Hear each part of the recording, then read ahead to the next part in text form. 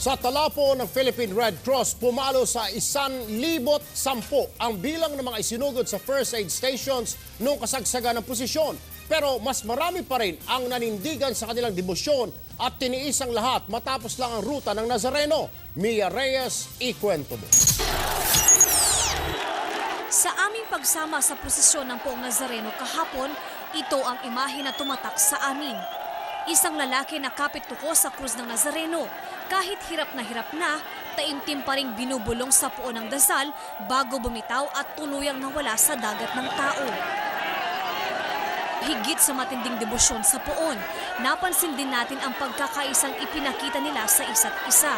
Sa kabila ng balyahan at girian, marami ka pa ring makikitang tumutulong sa kapwa deboto para maabot ang Nazareno.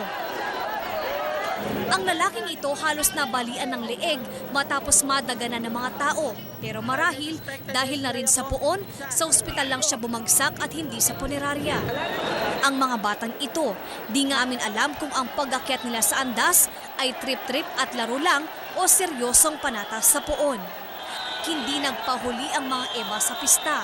Ang babaeng ito, hindi ininda ang sakit sa katawan. Ang mga medyo may edad at hindi na kaya ang makipagsiksikan, mas pinili na lang na magpakain ng mga pagod na deboto. If you give me another chance, I will serve. Walang paliwanag ang maibibigay sa umaalab na debosyon ng mga dumadalo sa pista ng Nazareno taon-taon. Pagkatapos sumama sa prosesyon na tumagal ng halos isang araw, tanging pamamangha lamang ang iniwan sa amin ng karanasang ito. Mia Reyes, News 5.